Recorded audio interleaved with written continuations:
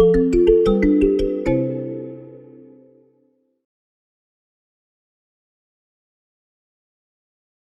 allow us to search a column in our dataset and then return another value in the same row.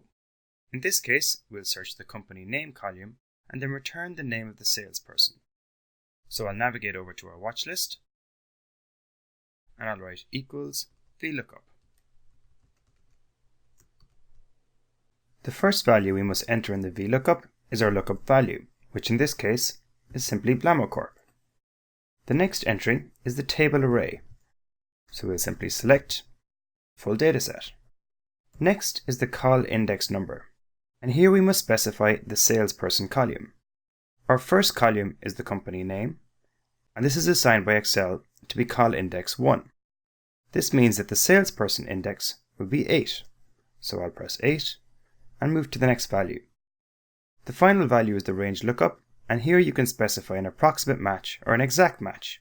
I'll say false for an exact match.